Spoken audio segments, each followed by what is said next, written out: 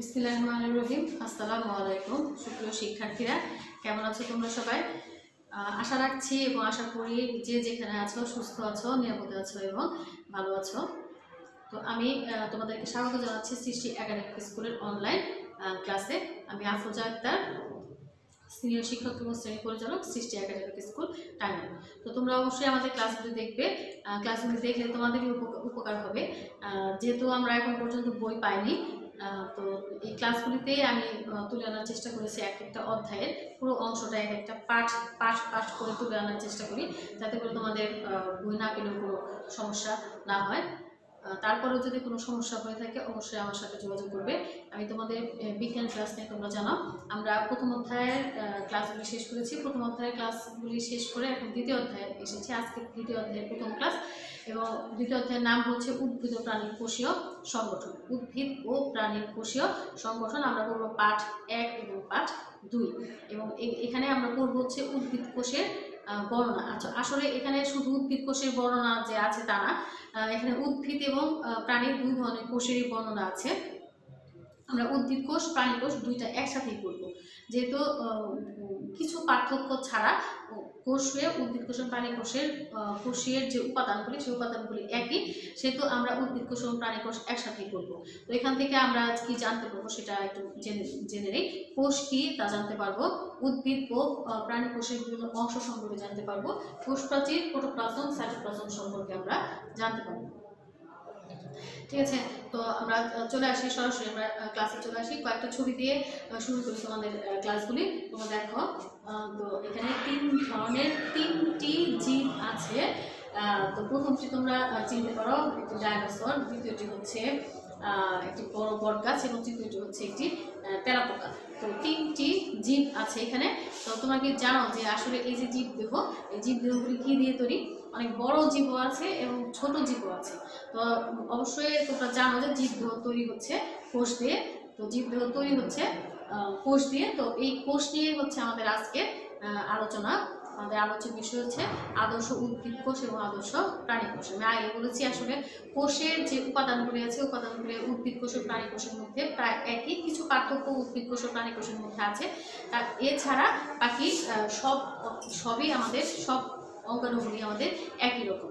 ঠিক আছে, তো আমি তোমাদেরকে আগে বলছি যে কোষ কাকে বলে। কোষ কাকে বলে? দেখো, জীবদেহের গঠন ও কাজের এককে কোষ বলে। তার মানে আমাদের এই যে এককোষী অ্যামিবা থেকে শুরু করে বহুকোষী বট গাছ, ডায়নোসর পর্যন্ত সকল জীবই তৈরি হচ্ছে কোষ দিয়ে। এটা জীবদেহের গঠন এবং কাজের একক। এবং এই কোষের ভিতরে যে অঙ্গাণুগুলো আছে, এই অঙ্গাণুগুলোই আমাদের জীবদেহ পরিচালনা করার জন্য বা জীবদেহকে টিকিয়ে রাখার জন্য সব ধরনের কাজ সম্পন্ন করে থাকে। ঠিক আছে, তো এখানে একটা আমরা কোষ দেখবো। এটি হচ্ছে একটি উদ্ভিদ কোষ। তো এখানে আমি সবগুলি অংশই লিখেছি, তোমাদের জন্য প্রয়োজনীয় যে অংশগুলো আছে সেই অংশগুলি আমি লিখেছি। তো দেখো, এটা হচ্ছে কোষ প্রাচীর। কোষ প্রাচীর শুধু উদ্ভিদ কোষের বৈশিষ্ট্য। এটা হচ্ছে প্লাজমা পর্দা, এটা হচ্ছে গলজি বডি, এই বড় ভ্যাকুলটা হচ্ছে কোষ গহ্বর, এটা হচ্ছে মাইটোকন্ড্রিয়া। ঠিক আছে, এটা হচ্ছে প্লাস্টিড। হ্যাঁ, তো এটা হচ্ছে বড়, এটা হচ্ছে নিউক্লিয়াস, এটা হচ্ছে এন্ডোপ্লাজমিক রেটিকুলাম। এখানে এন্ডোপ্লাজমিক রেটিকুলামের মধ্যে মসৃণ এবং অমসৃণ দুইটা অংশ আছে। একটা হচ্ছে মসৃণ এন্ডোপ্লাজমিক রেটিকুলাম, আর একটা হচ্ছে অমসৃণ এন্ডোপ্লাজমিক রেটিকুলাম। তো এটা হচ্ছে অমসৃণ এন্ডোপ্লাজমিক রেটিকুলাম, আর এইটুকু হচ্ছে মসৃণ এন্ডোপ্লাজমিক রেটিকুলাম। এটুকু হচ্ছে মসৃণ, এটুকু হচ্ছে মসৃণ এন্ডোপ্লাজমিক রেটিকুলাম। তার মানে মসৃণ অমসৃণ দুই ধরনের এন্ডোপ্লাজমিক রেটিকুলাম বা এন্ডোপ্লাজমিক জালিকা রয়েছে। তো এটা হচ্ছে আদর্শ উদ্ভিদ কোষ। তোমরা যদি প্রাণী কোষে দেখি, প্রাণী কোষ ও উদ্ভিদ কোষের ম্যাক্সিমাম অঙ্গাণুগুলি একই রকম, কিন্তু প্রাণী কোষ উদ্ভিদ কোষের প্রধান একটা পার্থক্য যদি আমি বলি, সেটা হচ্ছে প্রাণী কোষে দেখো উদ্ভিদ কোষের মতন বাইরের যে কোষ প্রাচীর, সেই কোষ প্রাচীরটা নেই। কি আছে? এখানে আছে হচ্ছে প্লাজমা পর্দা। এই বাইরের অংশটা হচ্ছে প্লাজমা পর্দা আছে। এছাড়া গলজি বডি, মাইটোকন্ড্রিয়া আছে, কিন্তু উদ্ভিদ কোষে প্লাস্টিড আছে, কিন্তু প্রাণী কোষে প্লাস্টিড নেই। কারণ উদ্ভিদ কোষের প্লাস্টিডের মধ্যে যে সবুজ বর্ণকণিকা ক্লোরোফিল থাকে, যেটা উদ্ভিদকে খাদ্য তৈরি করতে সহযোগিতা করে, সেটা আমাদের প্রাণী কোষে থাকা প্রয়োজনীয়। কারণ আমরা প্রাণীরা খাদ্যের জন্য সম্পূর্ণভাবে উদ্ভিদের উপর নির্ভরশীল। ঠিক আছে। তো এখানে মসৃণ এবং অমসৃণ এন্ডোপ্লাজমিক রেটিকুলাম আছে, এবং এখানে রাইবোজোম আছে, সেন্ট্রিওল আছে। কিছু পার্থক্য আছে, কয়েকটা অঙ্গাণু উদ্ভিদ কোষে আছে, প্রাণী কোষে, আর কিছু অঙ্গাণু আছে প্রাণী কোষে আছে, উদ্ভিদ কোষে নেই। তো আমরা এখন আদর্শ প্রাণী কোষ থেকে আমরা পরবর্তী স্লাইডে আসি। পরবর্তী স্লাইডে প্রথমে আমরা আসবো যে আদর্শ উদ্ভিদ কোষের অংশ। আদর্শ উদ্ভিদ কোষের প্রধান দুইটি অংশ। আগে বলেছি যে উদ্ভিদ কোষে শুধুমাত্র কোষ প্রাচীর থাকে, যেটা প্রাণী কোষে থাকে না, প্রাণী কোষে থাকে না, যে কারণে একটা আদর্শ উদ্ভিদ কোষকে ভাগ করা হয়েছে দুইটি ভাগে, একটা হচ্ছে কোষ প্রাচীর আর একটা হচ্ছে প্রোটোপ্লাজম। তো এই কোষ প্রাচীরটাই শুধুমাত্র উদ্ভিদ কোষের বৈশিষ্ট্য, এটা প্রাণী কোষে নেই। আবার প্রাণী কোষটা শুরু হবে প্রোটোপ্লাজম থেকে, প্রাণী কোষটা শুরু হবে প্রোটোপ্লাজম থেকে, ঠিক আছে। এরপরের স্লাইডে আসি আমরা। কোষ প্রাচীর নিয়ে বলি একটু। কোষ প্রাচীর কি? কোষ প্রাচীর উদ্ভিদ কোষের ক্ষেত্রে কোষ ঝিল্লির বাইরে জড় পদার্থ দিয়ে তৈরি পুরো প্রাচীর থাকে, এবং একে বলা হয় কোষ প্রাচীর। এটি সেলুলোজ নামক পদার্থ দিয়ে তৈরি এবং এটি প্রাণী কোষে থাকে না। উদ্ভিদ কোষের বাইরে যে শক্ত আবরণটা, যেমন আমরা আমাদের শীতের দিনে আমরা কি করি, আমাদের দেহটাকে শীত থেকে রক্ষা করার জন্যই কিন্তু আমরা বাড়তি কাপড় পরি।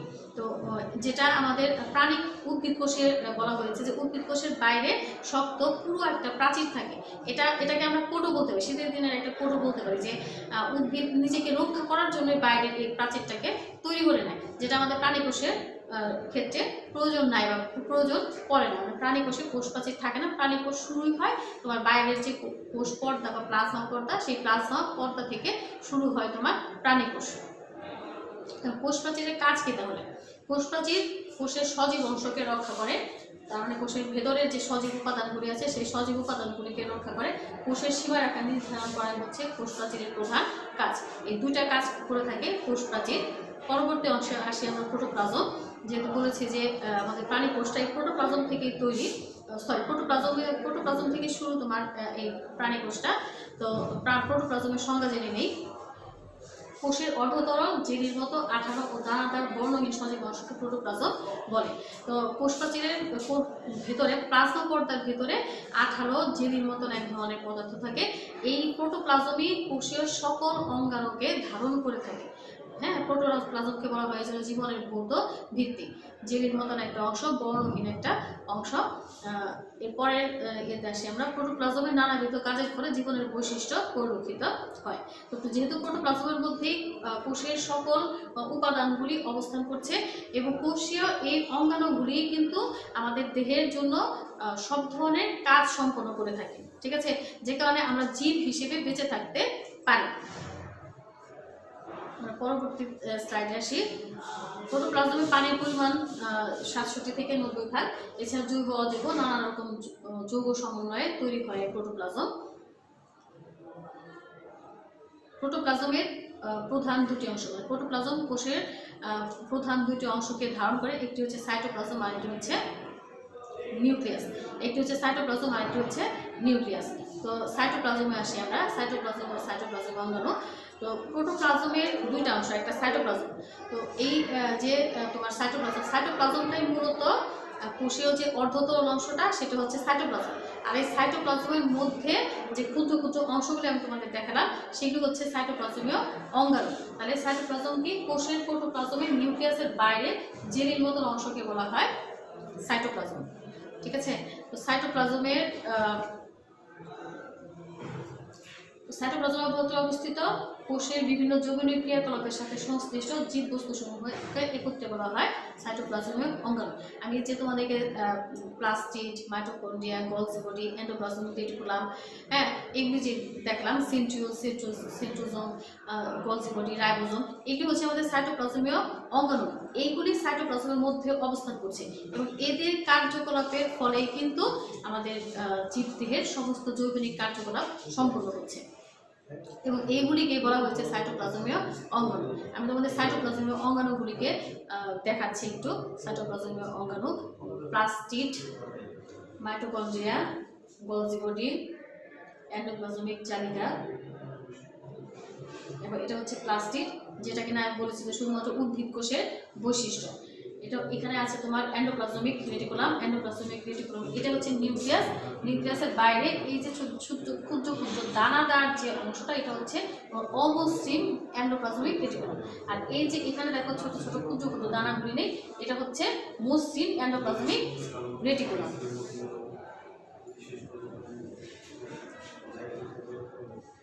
এটা হচ্ছে মাইটোকন্ড্রিয়া। মাইটোকন্ড্রিয়া উদ্ভিদ কোষ এবং প্রাণী কোষ দুই ধরনের কোষের মধ্যে থাকে।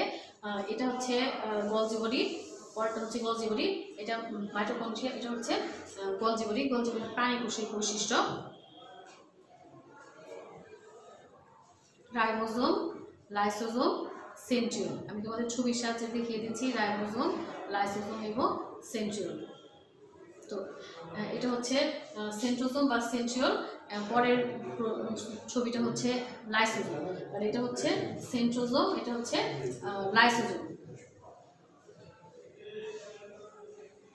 এরপরে আমাদের কোষের একটা গুরুত্বপূর্ণ অংশ যেটা কিনা উদ্ভিদ কোষের বৈশিষ্ট্য, সেটা আমরা দেখি। প্রাণী কোষেও থাকে কিন্তু প্রাণী কোষে খুব ছোট ছোট থাকে, এবং উদ্ভিদ কোষে এই অংশটা বড় করে থাকে। কোষের সাইটোপ্লাজমে তরল পদার্থপূর্ণ ছোট বড় গহ্বর থাকে, তাতে কোষ গহ্বর করে। প্রাণী কোষে কোষ গহ্বর থাকে না, যদি থাকে তার আকারে খুবই ছোট ছোট হয়। তাহলে প্রাণী কোষের ক্ষেত্রে কোষের ছোট ছোট ছোট ছোট গহ্বর থাকে, কিন্তু উদ্ভিদ কোষের মাঝখানে বড় একটা গহ্বর থাকে। এবং এখানে কি জমা থাকে, এখানে এক ধরনের কোষ রস জমা থাকে, বিভিন্ন তরল পদার্থ পূর্ণ থাকে। তার মানে এখানে এক ধরনের তরল পদার্থ সঞ্চিত থাকে, এবং তরল পদার্থগুলি তৈরি হচ্ছে বিভিন্ন জৈব অ্যাসিড, লবণ, শর্করা, আমিষ জাতীয় উপাদান মিশ্রিত হয়ে এই কোষ রসটা তৈরি হয়, এবং যেটা এই কোষ গহ্বরের মধ্যে জমা থাকে। তো এই হচ্ছে আমার আজকের আলোচনা। এখানে ছোট্ট একটু বাড়ির কাছে তোমাদেরকে দিয়ে দিই। কোষ প্রাচীর কাকে বলে, প্রোটোপ্লাজম ও সাইটোপ্লাজম কাকে বলে, সাইটোপ্লাজম ও অঙ্গাণুগুলির নাম লেখো। তুমি অল্প পড়া, কিন্তু অল্প বিষয়, কিন্তু পড়া একটু বেশি। তো তোমরা অবশ্যই পুরো ক্লাসটাই ভালো করে দেখবে, এবং প্রত্যেকটা প্রশ্নের উত্তর তোমার এর মধ্যেই আছে। পরবর্তী ক্লাসে আবার তোমাদের সাথে দেখা হবে নতুন বিষয় নিয়ে। সে পর্যন্ত সবাই ভালো থাকো, সবাইকে ধন্যবাদ। আসসালামু আলাইকুম।